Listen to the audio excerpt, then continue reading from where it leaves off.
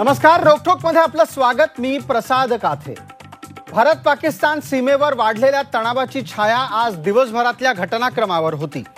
भारताच्या हवाई हद्दीत घुसखोरी करणाऱ्या पाकिस्तानच्या विमानांना भारतानं चोख प्रत्युत्तर दिलं. पाकिस्तानचं एक विमान भारतानं पाडलं सुद्धा. मात्र या कारवाईत आपण एक MiG-21 विमान गमावलं असून त्याचा वैमानिक बेपत्ता असल्याची माहिती परराष्ट्र मंत्रालयानं दिली आहे. तर दुसरीकडे भारताच्या आक्रमक पावित्र्यानंतर पाकिस्तानची भाषा नरमली आहे. चर्चेनं प्रश्न सोडवूया असं पाकिस्तानचे पंतप्रधान इम्रान खान आता म्हणू लागले आहेत. पुढचे 72 तास महत्वाचे आहेत. युद्ध होणार की शांतता याचा निर्णय पाकिस्तान पुढच्या 72 तासात घेणार आहे असं याआधी पाकिस्तानचे रेल्वे मंत्री शेख रशीद अहमद यांनी म्हटलं होतं. पाकिस्तान शांततेची भाषा बोलत असला तरी कुरापती मात्र त्याच्याकडून थांबलेल्या नाहीत. भारत पाकिस्तान तणाव वाढतच जाण्याची चिन्ह आहेत आणि भारतानं स्वसंरक्षणाची सज्जता ठेवली आहे. शांततेची फक्त भाषा करणाऱ्या पाकिस्तानच्या कारवाया कशा थांबवायच्या? भारत पाकिस्तान यांच्यातला तणाव, अमेरिका, चीन आणि रशिया या देशांची भूमिका त्याबद्दल काय राहणार? दहशतवाद पोसणाऱ्या पाकवर आंतरराष्ट्रीय पातळीवरून दबाव कसा आणता येईल? एकंदरच भारताच्या या उपद्रवी शेजाऱ्याला कसं वठणीवर आणता येईल? या आणि अशा अनेक प्रश्नांची चर्चा करूयात आजच्या रोकठोक कार्यक्रमात. कुरापतखोर पाकिस्तानचं करायचं काय?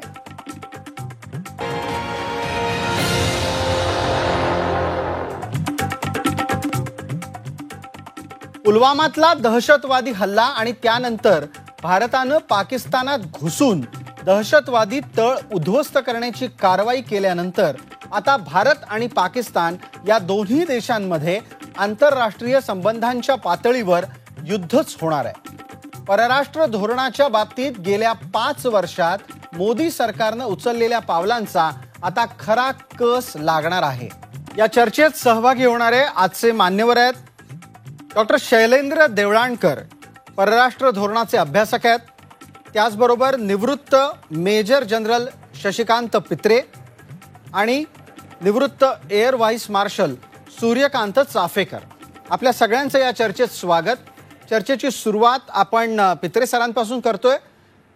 पित्रे सर, ज्या पद्धतीनं आजच्या घडीला पाकिस्ताननं हवाई आगळीक करायचा प्रयत्न केला, त्यात आपलं एक विमान आपण गमावलं आणि एका पायलटच्या बाबतीत अजून कसलीही शाश्वती आपल्याकडे नाही. तो पाकिस्तानात आहे का किंवा तो कुठे आहे याची माहिती आपण गोळा करतो आहोत. दरम्यान पाकिस्ताननं असा दावा केलाय की हा एक पायलट आत्ताच्या घडीला त्यांच्या ताब्यात आहे. या सर्व पार्श्वभूमीवर पाकिस्ताननी सामरिक पातळीवर घेतलेली आघाडी ही आंतरराष्ट्रीय पातळीवर त्यांच्यासाठी किती आव्हानात्मक आहे?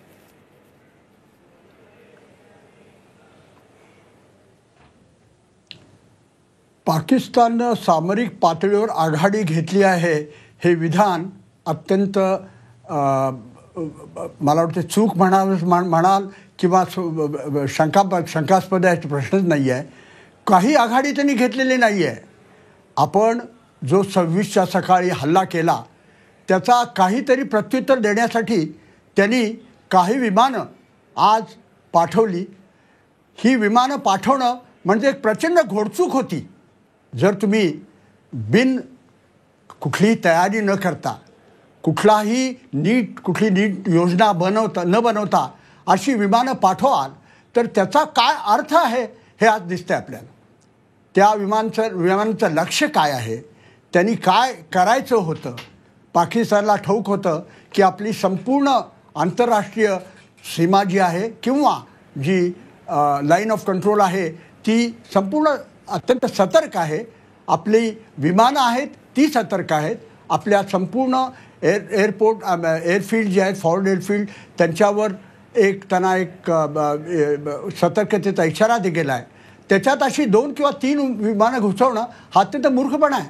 आणि त्याचं काय झालं ते आपण पाहिलं. बातम्यांप्रमाणे प्रथम 3 विमानं आली आणि ती परत गेली आणि नंतर जी विमानं आली, जेव्हा फायर फाईट झाली आणि एक आपल्या 6 MiG-23 बायसननं जेव्हा उड्डाण केलं तेव्हा त्याच्यात फायर फाईट झाली. याच्यात हे असंच होणार आहे, याच्यात प्रश्नच नाही. युद्धपूर्व जेव्हा पाकिस्तान असे काही असे प्रकार करतं तेव्हा हे होणं रास्त आहे. आणि त्याच्यातलं एक विमान आपण पाडलेलं आहे आणि त्यांनी एक विमान पाडलं आहे. तेव्हा ही अशी हे द्वंद्व होतच राहणार आहे.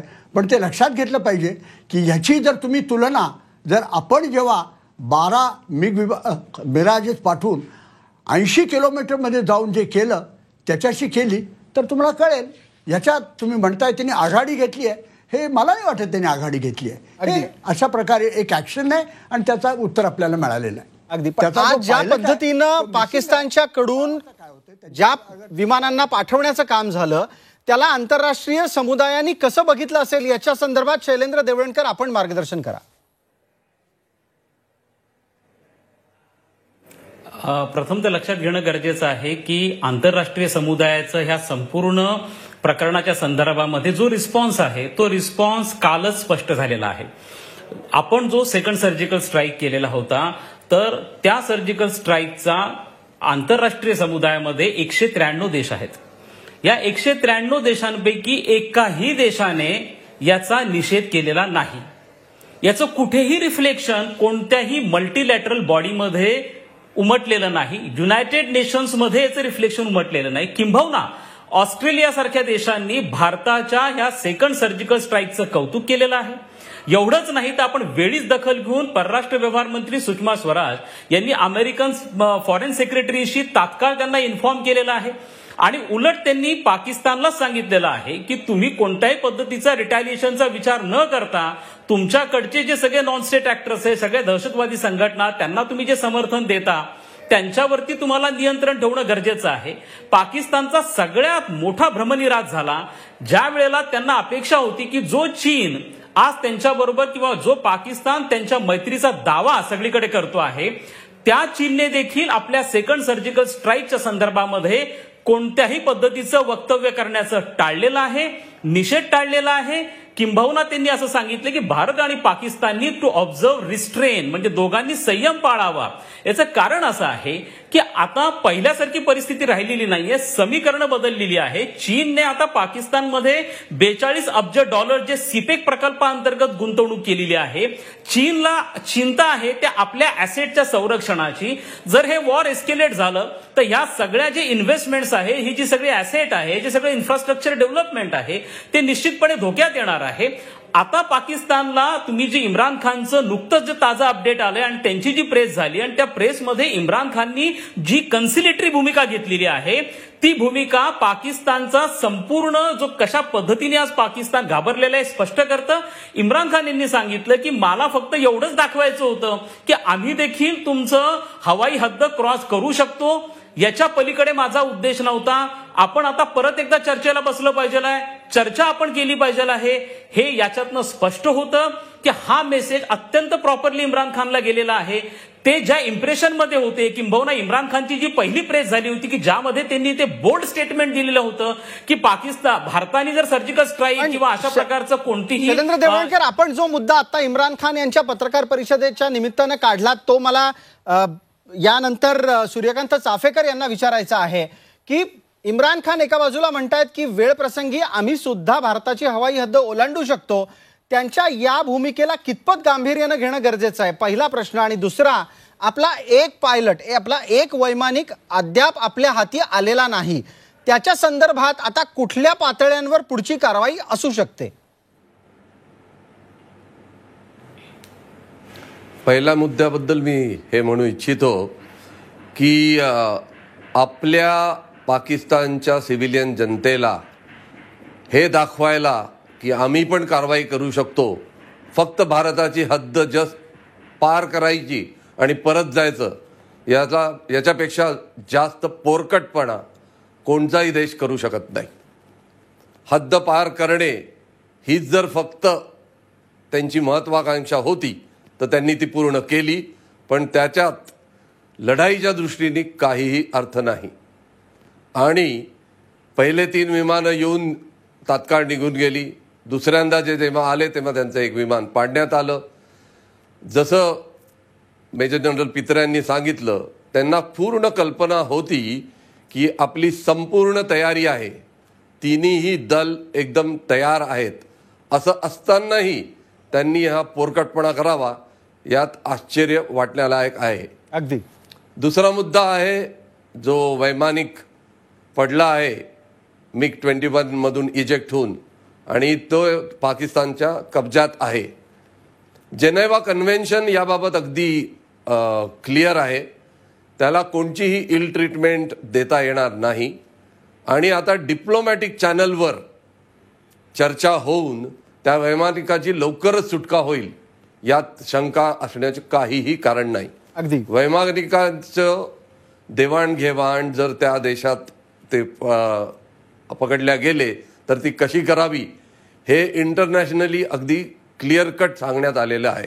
अगदी. आपण चाफेकर सर, आपण जिनेवा कन्व्हेन्शन अर्थात जिनेवा कराराचा उल्लेख केलात, त्या अनुषंगानेच आता युद्ध कैद्यांच्या बाबतीत असलेल्या नियमांचा अनुसरण करून या आपल्या सैनिकाला, आपल्या वैमानिकाला परत मिळवण्याच्यासाठी सरकारी पातळीवर प्रयत्न होतील.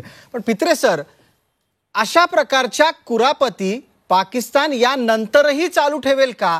कारण आजच्या घडीला पाकिस्तानचे पंतप्रधान ज्या नरमाईनं बोलत होते, त्यानंतर तिथलं लष्कर आणि तिथली जी दहशतवादी समांतर यंत्रणा आहे ती त्यांना खरोखरच चर्चा करू देईल का?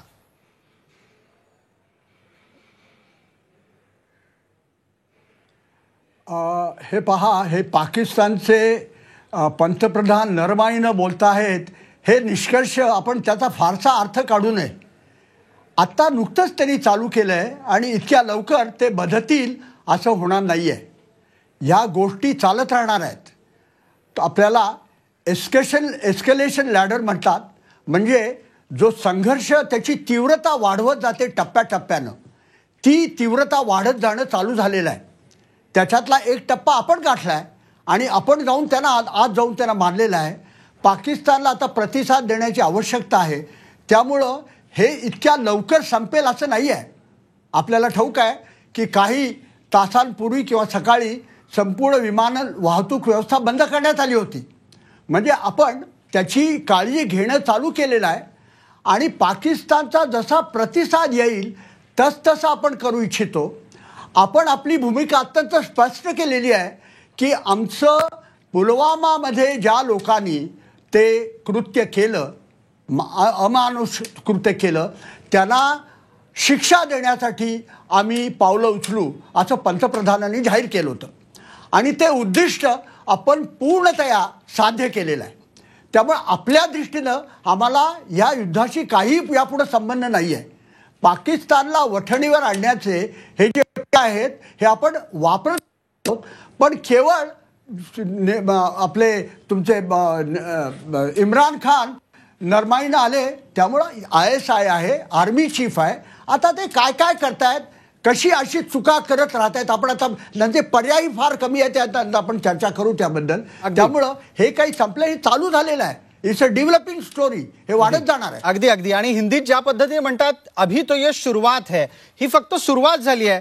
पण डॉक्टर देवळणकर, ज्या पद्धतीनं पाकिस्ताननी त्यांच्याकडून एक एक गोष्ट करायला घेतली, अर्थात ती आपल्या केलेल्या कारवाईच्या नंतरची त्यांची आवश्यक प्रतिक्रिया जरी मानली तरीही त्यांना याची जाण नसावी का की आपण थोडंसं जरी नख लावायचा प्रयत्न केला तर भारत असा पंजा मारेल की ज्याची आठवण येत्या काही वर्षांसाठी त्यांना राहील आणि ते आत्ताच्या घडीला भिकेला लागलेल्या देशाला परवडणार नाहीये.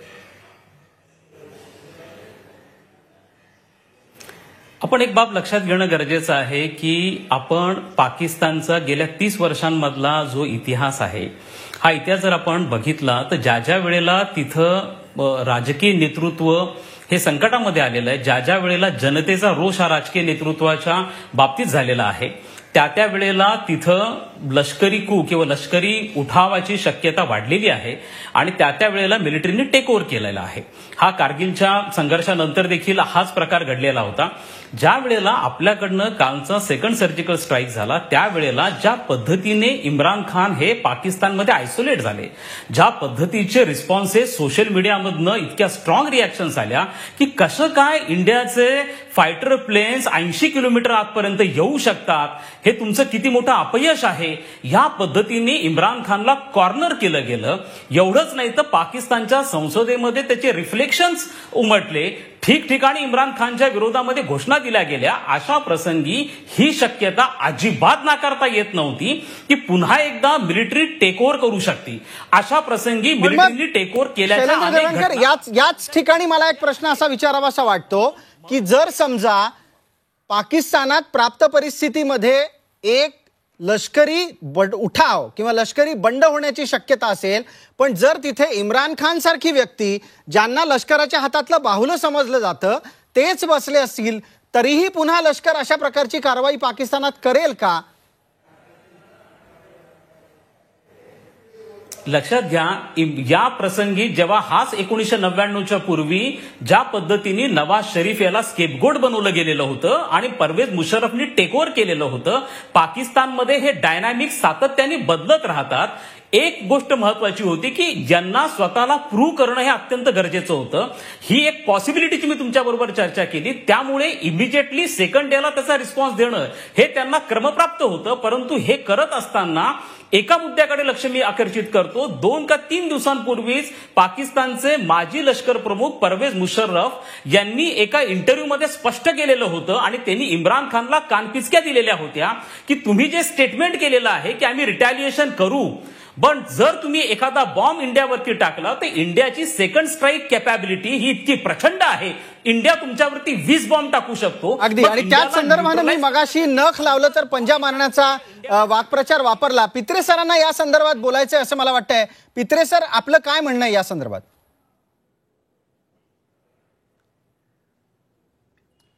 या दोन्ही मुद्दे जे आता देवगण साहेबांचे त्याबद्दल मला काही बोलायचं आहे. इतक्या लवकर पाकिस्तानात लष्करी बंड होईल अशी चर्चा चालू करणं मला थोडंसं प्रिमॅच्युअर वाटतंय, लवकर वाटतंय. त्यांनी एक उदाहरण दिलं की मुशर्रफानी बंड केलं होतं. लक्षात घ्या, मुशर्रफानी बंड केलं जे त्यांचं जेव्हा कारगिलमध्ये पराभव झाला त्यानंतर त्यांनी ते बंड केलं होतं आणि त्या बंडाची काही कारणं होती. त्यामुळं आपण पाकिस्तानचं राजकारण काय होईल याच्यात इतक्या भराभर कयास बांधू नयेत. नुकतंच चालू झालेलं आहे. जर ही परिस्थिती हाताबाहेर जात असली तर जे लष्करी प्रमुख आहेत ते कधीही आपल्या अंगावर जोखीम घेऊन इम्रान खान हटवणार नाही आहेत. त्यांना कोणतरी पाहिजे ज्याच्यावरून त्यांनी बंदूक मारायची आहे. त्यामुळं हे लष्करी बंड वगैरे याचं सोडून द्या.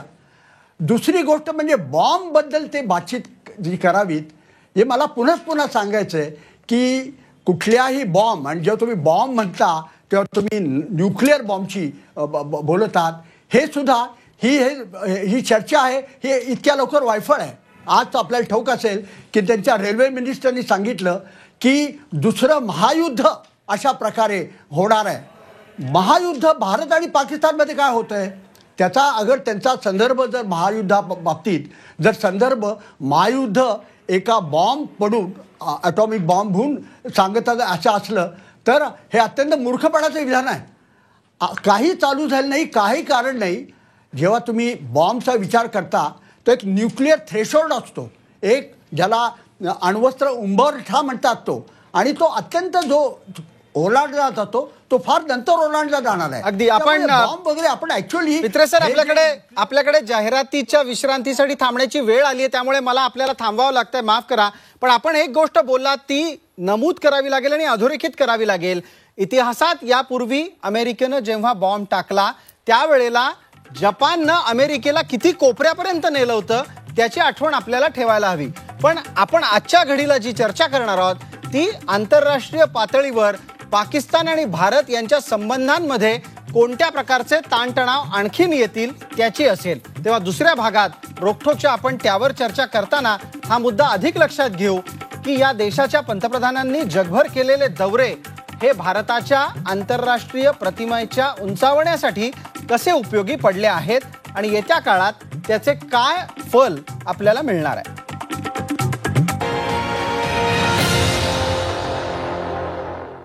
नमस्कार. रोखोकच्या दुसऱ्या भागात आपलं स्वागत. आपल्याबरोबर मान्यवर आहेत डॉक्टर शैलेंद्र देवळाणकर, परराष्ट्र धोरणाचे अभ्यासक आहेत. त्याचबरोबर निवृत्त मेजर जनरल शशिकांत पित्रे आहेत आणि निवृत्त air vice marshal Suryakant Chaphekar आहेत. आपण चर्चा करतोय पाकिस्तानच्या कुरापतींची आणि आंतरराष्ट्रीय पातळीवर त्याला कशा स्वरूपानं उत्तर देण्याची आपली तयारी झाली आहे याची. शैलेंद्र देवळाणकर, गेल्या सातत्यानं 4 वर्षातला एक कार्यकाळ नरेंद्र मोदी यांचा पंतप्रधान पदाचा पाहिला तर त्यात बहुतेक वेळेला होणारे परदेश दौरे हा टीकेचा विषय स्थानिक पातळीवर अर्थात देशामध्ये एका गटाकडून करण्यात आला. मात्र या विविध पातळ्यांवर झालेल्या परदेश दौऱ्यांचं फलित आज पाकिस्तानच्या वर सर्जिकल स्ट्राईक 2.0 अर्थात दुसऱ्या सर्जिकल स्ट्राईक नंतर आपल्याला अनुभवायला आलंय. हे ठामपणे सांगण्याची वेळ आली आहे का? बघा, हे लक्षात घ्या की मी जसं यापूर्वीच आपल्याला सांगितलं की आपल्या सर्जिकल स्ट्राईक 2 नंतर, सेकंड सर्जिकल स्ट्राईक नंतर एकाही देशाने पुढे येऊन ह्या घटनेचा निषेध केलेला नाहीये. हेच आपल्या डिप्लोमॅटिक जे पॉवर्स आहेत किंवा ज्या पद्धतीने भारत स्वतःला एक रिजनल पॉवर म्हणून पुढे येण्यासाठी ॲसर्ट करतो आहे, ज्या पद्धतीचे बायलॅटरल आणि मल्टीलॅटरल लेवलला आपले एंगेजमेंट्स आहेत, त्याचं हे एक फलित आहे. एक दुसरा मुद्दा असा आहे की वुहान स्पिरिट नंतर भारत आणि चीन यांच्यामधले संबंधांमध्ये ट्रान्सफॉर्मेशन आलेलं आहे. हे लक्षात घेणं गरजेचं आहे की आज हे देश पाकिस्तानला जरी चुचकारत असले, पॅम्पर करत असले, तरी त्यांना त्यांच्या शॉर्ट टर्म इंटरेस्टसाठी पाकिस्तानची गरज आहे. कोणत्याही देशाचं परराष्ट्र धोरण हे शॉर्ट टर्म आणि लॉंग टर्म इंटरेस्टमध्ये डिवाइड झालेलं असतं.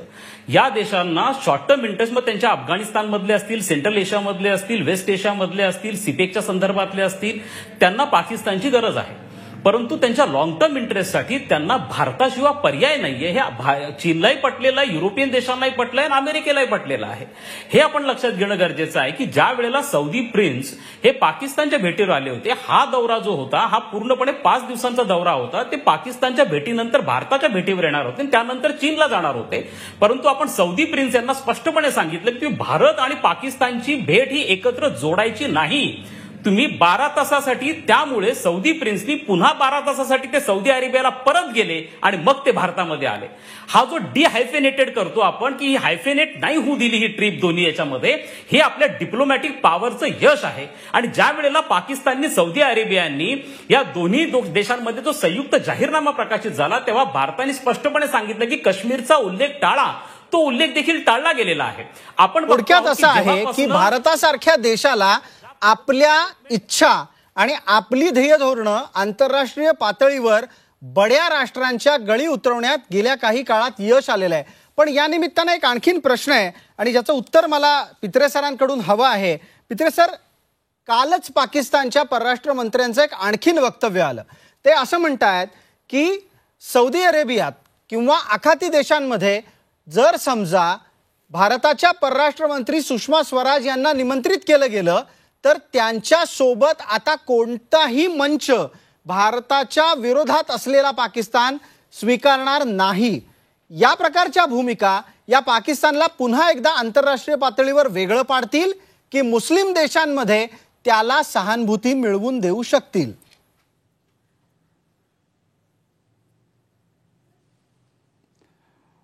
पाकिस्तान असं जर त्यांनी खरंच हे ते जे काल परराष्ट्र मंत्री बोलले, जो अत्यंत अशा प्रकारे अराजनैतिक असं ते विधान होतं, त्यांनी ते खरंच त्याच्यात हट्ट धरला तर त्यापेक्षा ते मोठी चूक करणार नाही आहेत. ऑर्गनायझेशन फॉर इस्लामिक कंट्रीज याच्यात आपल्याला ठाऊक आहे की 30 वर्षापूर्वी भारताला बोलावलं गेलं होतं आणि पाकिस्ताननं ज्याला म्हणतात डिसइन्व्हाइट करण्यासाठी हट्ट धरला आणि त्यांनी सांगितलं की आम्ही बाहेर निघू. ते दिवस गेलेले आहेत. आपण आता 3 डिकेड्स डाऊन द लाईन, आपण आता 2019मध्ये आहेत आणि पाकिस्तानचे असे हट्ट कोणी पुरे करणार नाही आहेत. तेव्हा पाकिस्ताननं अशी कोणतीही चूक करू नये. सगळ्यांना ठाऊक आहे की भारत आज मुस्लिम लोकसंख्या जी आहे ती भारत जगातली 3री मुस्लिम संख्येची देश आहे आणि ऑर्गनायझेशन OIC जरी आम्ही मेंबर नसलो तरी आपल्या परराष्ट्र मंत्र्यांना जे बोलून प्लेनरी सेशनला फक्त बोलवले, बाकीचे ते प्रोसिडिंग बघणार नाही आहेत. हा भारताचा हक्क आहे. अगदी. आणि तो पित्रे सर, आपण या ठिकाणी एका आणखीन महत्वाच्या घडामोडीकडे वळतो आहोत. नवी दिल्लीमध्ये आता विरोधी पक्षांच्या संयुक्त बैठकीच्या नंतर एक पत्रकार परिषद होतीये. आपण तिकडे खरं तर जाणार होतो, मात्र आत्ताच अशी माहिती येते की ती पत्रकार परिषद संपली आहे. ठीक आहे. या दरम्यानच्या काळात जे एक वक्तव्य विरोधी पक्षांच्याकडून आलं त्यावरही आपल्या तज्ज्ञांकडून मला मार्गदर्शन हवं आहे. आणि ते असं आहे की एक संयुक्त पत्रकार परिषद अर्थात जी झाली त्यात असं म्हटलं गेलं की विरोधी पक्षांची एकत्रित बैठक होणं गरजेचं होतं. आता या सर्व वाटचालीकडे सूर्यकांत चाफेकर आपण कसं पाहाल? कारण भारत सरकार आपल्या पद्धतीनं विरोधकांना विश्वासात घेण्याचं काम करत असताना सुद्धा हा आरोप होणं हा आत्ताच्या लष्करी सेवेवर आणि लष्करी मानसिकतेवर काय परिणाम घडवेल? लष्करी मानसिकतेवर याचा काही जास्त परिणाम होईल असं मला अजिबात वाटत नाही. कारण लष्कर आणि त्यातल्या त्यात तिन्ही दल पॉलिटिकल डिसिजन जे घेण्यात आलेलं आहे, बोल्ड पॉलिटिकल डिसिजन मी म्हणीन, हे जवळजवळ आहे इतिहासच घडवून आणला आहे की एअरफोर्सला पहिल्यांदा अशा कारवाईत आपण उतरवलं आहे. त्यामुळे आपण जेव्हा इंटरनॅशनली आपल्याला सपोर्ट मिळतो आहे, सगळे जग भारतामागे भक्कमपणे उभा आहे हे जे म्हणतो आहे, त्याचं मुख्य कारण मी हे देईन की भारताने जो संयम पाळला, कालच्या हमल्यात जो संयम पाळला तो अतिशय महत्त्वाचा होता. पूर्ण जगात हे सांगण्यात येतं की एअरफोर्स कुठल्याही अशा क्षेत्रात जर पडली तर एस्कलेशन हे होतच. पण इथे आपण एक नवीन गोष्ट प्रूव्ह केली आहे आणि सर्व जगाला ती मान्य झाली आहे की जर तुमचा एम करेक्ट असेल तर एस्कलेशन सुद्धा थांबवू शकतो. आणि कालपासून मी हे परत परत रिपीट करतो आहे. सगळ्यांना काळजी होती की पाकिस्तान एस्कलेशन करेल, पण माझा दृढ हे मला वाटत होतं की पाकिस्तान एस्कलेशन करणार नाही, कारण की इंटरनॅशनल प्रेशर त्यांना हे करू देणार नाही. आणि ते घडलं कारण भारताने अत्यंत संयम दाखवला. अगदी चाफेकर सर, या निमित्ताने आणखीन एका घटनेचा तपशील इथे द्यावासा वाटतो. विविध प्रकारच्या बातम्या कालपासून आल्या, त्यातली एक लक्षवेधी बातमी अशी होती की ज्या वेळेला 26/11चा हल्ला भारतावर झाला त्याही वेळेला भारतीय वायुसेनेला कारवाई करायची इच्छा होती, पण तत्कालीन सरकारने त्याची परवानगी दिली नाही. मुळात दोन सरकारांमधल्या राजकीय इच्छाशक्तीत झालेला बदलही यामुळे अधोरेखित होतोय का? इच्छाशक्ती आणि निर्णय ते घेण्याचं धैर्य हे फारच महत्त्वाचं असतं. कुठल्याही डेमोक्रॅटिक कंट्रीमध्ये फौजेला उपयोगात आणणं हे पॉलिटिशियन्सच्या हाती असतं. यात कोणालाही शंका नाही की असा निर्णय इतक्या वर्षात जो घेण्यात आला नव्हता तो या सरकारने घेतला. त्यामुळे हे सरकार ठीक की जुनं सरकार ठीक याच्यावर आपल्याला चर्चा करायची नाही, पण हा एक ऐतिहासिक निर्णय आहे हे मी अगदी ठामपणे सांगू शकतो. कारण जगभरच्या एअरफोर्सचा हा दृढ संकल्प असतो किंवा त्यांना माहिती असतं की एअरफोर्सला एकदा अशा याच्यात आणलं की एस्कलेशन हे ठरलेलं आहे आणि यात कोणीही शंका ठेवू नये. अगदी. पण आत्ताच्या सरकारनी सगळे जे सराउंडिंग इंटरनॅशनल ओपिनियन्स आहे त्याचा नीट विचार केला होता आणि एस्केलेशन होणार नाही हे त्यांनाही माहिती होतं आणि म्हणूनच त्यांनी हा निर्णय घेऊन JM हल्ला केला असं म्हणावं लागेल. अगदी. पित्रे सर, या निमित्ताने एक प्रश्न उपस्थित करतोय. आपण थोड्या वेळापूर्वी म्हणाला होतात की ये तो अभी सुरुवात है, ही तर फक्त आत्ताची सुरुवात आहे, पण जर समजा या सुरुवातीचं पुढचं पाऊल हे आपल्यासाठी जास्त त्रासदायक तर ठरणार नाही ना, अशी भीती सुद्धा व्यक्त होतीये.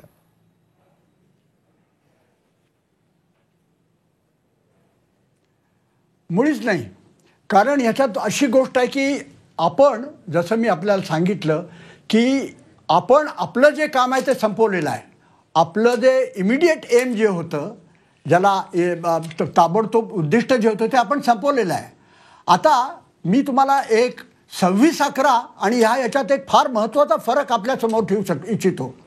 26/11 झाल्यावर किंवा पार्लमेंट अटॅक झाल्यावर नंतर पार्लमेंट अटॅक झाल्यावर नंतर आपल्या फौजा गेल्या आणि ऑपरेशन पराक्रम का झालं नाही तर आपल्याला जो मोबिलायझेशनला वेळ लागला. लक्षात आता घेतलं पाहिजे की इनिशिएटिव्ह आपल्याकडे होतं. आपण हा प्रीएम्प्टिव्ह अटॅक केलेला आहे आणि प्रीएम्प्टिव्ह अटॅक करण्याच्या आधी आपले जे सैन्य आहे त्याची संपूर्ण आपण कुठं जसं असलं पाहिजे जास्त इस्केलेट न करता त्याची आपण काळजी घेतलेली आहे. त्यामुळं आता Pakistan ball is in Pakistan court. आपण तयार आहोत.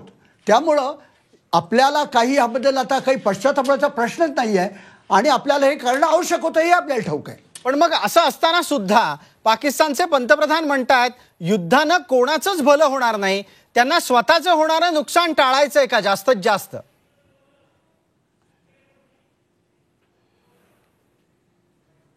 अगदी खरं आहे.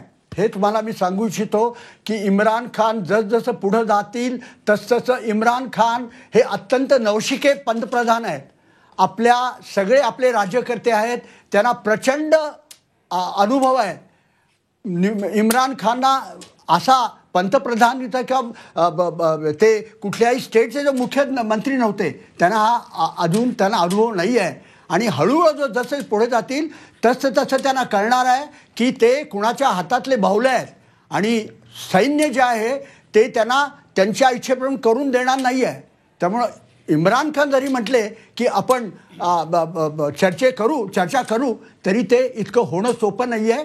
या गोष्टी जसं मी आपल्याला सांगितलं की पुढं जात राहणार आहेत. इतक्या चटकन हा सुटणारा प्रश्न नाही आहे. अगदी. शैलेंद्र देरवाणकर, मग जर समजा पाकिस्तान अशा प्रकारे काही ना काहीतरी करत राहील आणखीन काही दिवस तर ते क्रमांक 1 भारताविरुद्ध छुपयुद्ध करण्याची त्यांची जुनी रणनीती कायम ठेवणंच असेल की अशी कुठली तरी चूक भविष्यात त्यांच्याकडून होऊ शकेल ज्या चुकीला आपण आपल्या पद्धतीनं वळवून घेऊ शकतो? नाही, आपण तसं केलेलंच आहे. लक्षात घ्या की दहशतवादाच्या जो आपलं कंटेनमेंटची किंवा दहशतवादाचा विरोध करण्याचं आपलं जे धोरण होतं या धोरणामध्ये आपण आता कमालीचा बदल आणलेला आहे. आता जे आपलं धोरण होतं हे धोरण आता ऑफेन्सिव्ह डिफेन्स अशा प्रकारचं धोरण आहे जे आपलं यापूर्वीचं धोरण नव्हतं. दुसरं असं आहे की जे आता पित्रे साहेबांनी ज्याचा उल्लेख केला प्रीएम्प्टिव्ह अटॅक. भारत हा कधीही प्रीएम्प्टिव्ह अटॅक करणारी पॉवर नव्हती. अशा प्रकारचे प्रीएम्प्टिव्ह अटॅक अमेरिका इस्रायल हे सातत्याने करत आलेले आहेत. अमेरिकेने तर इराकमधलं त्यांचं इंटरव्हेन्शन असेल, अफगाणिस्तानमधलं इंटरव्हेन्शन असेल हे प्रीएम्प्टिव्ह अटॅकवरतीच पूर्णपणे विसंबून होतं. भारताने हा पहिल्यांदा प्रीएम्प्टिव्ह अटॅक केलेला आहे. शैलेंद्र देरवाणकर, मी एका क्षणासाठी आपल्याला यासाठी थांबवेन. काय झालंय, कालपासून प्रीएम्प्टिव्ह अटॅक नावाचा एक इंग्रजी शब्द बऱ्यापैकी व्हायरल झालाय, बऱ्यापैकी पसरलाय. त्याचा सोपा मराठी अर्थ आपल्याला सांगायला हवा. मी एकदा तो सांगतो. आपण जर समजा त्यात काही चूक असेल तर जरूर मार्गदर्शन करा. मराठीमध्ये प्रीएम्प्टिव्ह अटॅकसाठीचा सोपा शब्द म्हणजे खबरदारीचा उपाय म्हणून केलेली कारवाई. समोरच्या व्यक्तीकडून आपल्याला जो धोका संभवतो तो धोका घडण्यापूर्वीच प्रत्यक्ष कारवाई करून तो थांबवणं आणि तो संपवणं म्हणजे खबरदारीचा उपाय घेणं. त्याला इंग्लिशमध्ये प्रीएम्प्टिव्ह अटॅक म्हणतात. देवळणकर, आता आपण आपलं पुढचं म्हणणं मांडा. अगदी बरोबर आहे. कारण हा सेकंड सर्जिकल स्ट्राईक झाल्यानंतर आपण जेव्हा आपले फॉरेन सेक्रेटरी विजय गोखले साहेबांनी जी प्रेस कॉन्फरन्स घेतली त्यामध्ये आपण हे स्पष्ट केलं की कोणत्याही प्रकारची सिव्हिलियन कॅज्युअलिटी करण्याचा आमचा उद्देश नव्हता, कोणत्याही प्रकारचं मिलिटरी इन्स्टॉलेशन टार्गेट करण्याचा आमचा उद्देश नव्हता. तर आम्हाला या गोष्टीची जे इंटेलिजन्स इनपुट्स मिळाले होते की एक जवळपास फार मोठा ग्रुप जैश ए मोहम्मदचा हा आमच्यावरती अटॅक करण्याच्या तयारीमध्ये, म्हणून आम्हाला त्यांना न्यूट्रलाइज करणं गरजेचं होतं. अशा स्वरूपाने प्रीएम्प्टिव्ह अटॅक हे भारताने पहिल्यांदा 30 वर्षामध्ये केलेले आहेत. आणि आता आपण ज्याला आपण म्हणतो ड्रॉइंग द रेड लाईन्स, अशा प्रकारच्या रेड लाईन्स आपण आता आखायला सुरुवात केली की तुम्ही एका विशिष्ट मर्यादेनंतर धाडस दाखवलं तर आम्ही रिटॅलिएट करू.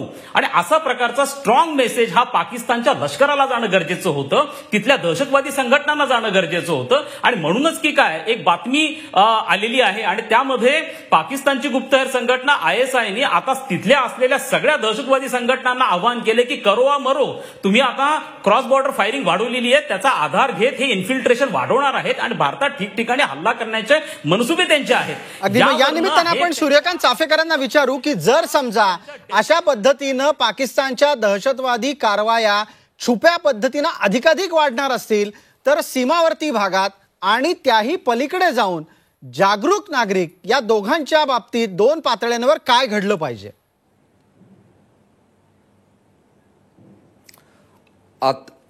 आतापर्यंत जेव्हा जेव्हा त्यांनी अशा घातपाती कारवाया केल्या आपण पाहिलंय नेहमी ग्राउंड फोर्सेस उपयोगात आणण्यात आले. पण मी परत परत तोच मुद्दा आणतो आहे कारण याचं फार महत्व आहे. हे पहिल्यांदा असं झालंय की प्रीएम्प्टिव्ह स्ट्राईक जो झाला तो एअरफोर्सनी केला आणि एअरफोर्सचं सर्वात महत्व तेव्हा येतं जेव्हा तुमचे टार्गेट बऱ्याच डिस्टन्सवर असतात आणि ते तिथे ग्राउंड फोर्सेस पोहोचणं शक्य नसतं. आत्तापर्यंत पाकिस्तान घातपाती ज्या कारवाया करत होतं ते बॉर्डर जवळ करत होतं. जसं आपण पहिला सर्जिकल स्ट्राईक केला त्यांनी सगळं मूव्ह केलं आत आणि त्यांनी कधीही ही कल्पना केली नाही की भारतासारखा देश एअरफोर्सला उपयोगात आणून कारवाई करेल. त्यामुळे आता प्रीएम्प्टिव्ह स्ट्राईकचं महत्व अजून वाढलेलं आहे कारण त्यांना हेही कळलं आहे की भारत आता फक्त ग्राउंड फोर्सेसचा उपयोग करूनच हमला करणार नाही तर एअरफोर्सलाही जर रिक्वायरमेंट पडली तर यूज करेल. आणि एअरफोर्सचं डिस्ट्रक्टिव्ह पॉवर जे एअरमधनं असतं ते कधीही जास्त असतं, ॲक्युरेट असतं आणि टाइम अँड डिस्टन्समध्ये ते बांधलेलं असतं. अगदी. मग आता शैलेंद्र देवळांकरांना एक प्रश्न विचारतोय. शैलेंद्रजी, या पातळ्यांवर जेव्हा आपण लढत असू त्यावेळेला आंतरराष्ट्रीय समुदायाकडून पाकिस्तानातल्या दहशतवादी कारवायांना मिळणारं खतपाणी थांबवणं यासाठी आता आणखीन काय करायला पाहिजे? चीननी सांगितलं शांतता राखा, युरोपियन युनियन म्हणतंय आपापसातल्या विषयांना तात्काळ निपटवा आणि ते सुद्धा शांतता मार्गाने निपटवा. अमेरिका वारंवार पाकिस्तानला दहशतवाद संपवायला सांगते पण पाकिस्तान काय ऐकायला तयार नाहीये. दोन गोष्टी इमिजिएटली आपल्याला कराव्या लागणार आहेत. त्याच्यातली आपण ती ऑलरेडी सुरुवात केलेली आहे. जो एक फायनान्शियल ऍक्शन टास्क फोर्स आहे म्हणजे टेरर फंडिंगवरती लक्ष ठेवणारी ही आंतरराष्ट्रीय संस्था आहे. या संस्थेने पाकिस्तानला ऑलरेडी ग्रे लिस्टमध्ये टाकले. ग्रे लिस्टमध्ये टाकणं म्हणजे ज्यांच्यामध्ये जे रिस्की देश आहेत त्याच्यात त्यांना टाकलेले आणि सप्टेंबर पर्यंतची त्यांना मुदत दिलेली आहे. त्यानंतर ते त्यांना ब्लॅकलिस्टमध्ये टाकणार आहेत. आणि जर त्यांनी त्यांच्या 26 गोष्टी त्यांना सांगितलेल्या ज्याच्यामध्ये जैश ए मोहम्मदला किंवा अझर मसूदवरती नियंत्रण आणणं, यांचे बँक अकाउंट सील करणं, मग त्याच्यात लष्कर ए तैयबा आहेत, इतर दहशतवादी संघटना आहेत, जर पाकिस्तानने याचा कंप्लायन्स सप्टेंबर पर्यंत केला नाही तर ऑक्टोबर महिन्यामध्ये पाकिस्तानला ब्लॅकलिस्टला टाकलं जाईल. यापूर्वी 2012 ते 2015 या काळात पाकिस्तान ब्लॅकलिस्टमध्ये होता आणि जर तो ब्लॅकलिस्टमध्ये गेला तर विविध आंतरराष्ट्रीय संस्था संघटना आहेत, IMF आहे, वर्ल्ड बँक आहे, यांच्याकडनं पाकिस्तानला मिळणारे शॉर्ट टर्म आणि लॉंग टर्म क्रेडिट जे आहेत ते स्टॉप केले जातील. आता भारताचं त्यांचं पॅरिसमध्ये नुकतीच एक परिषद झाली. त्या पॅरिस परिषदेमध्ये भारताने अत्यंत स्ट्रॉंग आर्ग्युमेंट्स केले आणि त्यामुळे ग्रे लिस्टमधनं पाकिस्तानला बाहेर काढावाचे आर्ग्युमेंट्स पाकिस्तानकडनं केले गेलेले होते. परंतु भारताच्या आर्ग्युमेंट्समुळे पाकिस्तानला पुन्हा एकदा ग्रे लिस्टमध्ये ठेवलं गेलं आणि त्यासाठीच पाकिस्तानने बहावलपूरमध्ये त्यांना जी कारवाई केली जैश ए मोहम्मदच्या विरोधामध्ये ती त्या उद्दिष्टाला गृहीत धरून केलेली होती. हा पहिला मुद्दा आपण करणार आहोत. दुसरा असा आहे की आपण पाकिस्तानला रोक स्टेट म्हणून का आपण घोषित करू शकत नाही? जशा पद्धतीचे आर्थिक निर्बंध किंवा इकॉनॉमिक सँक्शन नॉर्थ कोरियाच्या विरुद्ध आहेत, इराणच्या विरुद्ध आहेत, आता पाकिस्तान हा केवळ भारतामधल्या दहशतवादाला चालना देत नाहीये तर पाकिस्तानमधल्या दहशतवादी संघटनांच्या आंतरराष्ट्रीय दहशतवादी संघटनांबरोबरचे संबंध स्पष्ट झालेले आहेत.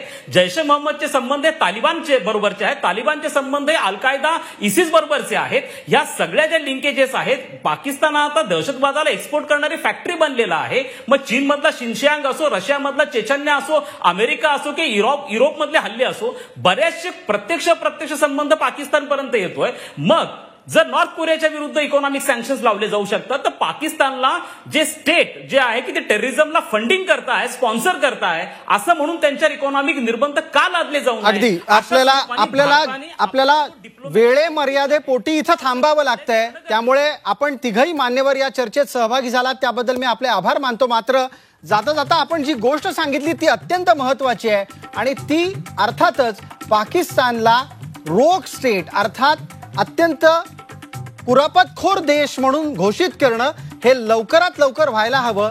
त्यासाठी एक सक्षम सरकार भारतामध्ये असायला हवं आणि ते अशा पद्धतीनं आत्ताचं सरकार काम करेल का याकडे आपण वाट पाहतोय.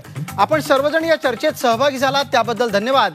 जाता जाता एकीकडे कुरापतखोर पाकिस्तान तर दुसरीकडे स्वसंरक्षणासाठी सज्ज झालेला भारत, हे चित्र आज जगासमोर आहे. आपल्या ताकदीची फक्त चुणूक भारतानं हवाई कारवाई करत दाखवलेली आहे. समोरासमोरच्या युद्धात आपली धडगत नाही याची जाणीव पाकिस्तानला आहे. त्यामुळे पाकच्या कुरापती कमी होण्याची शक्यता नाही. गेल्या काही दिवसात जे काही घडलं ती एक सुरुवात आहे याची जाणीव आपल्याला ठेवावी लागणार आहे.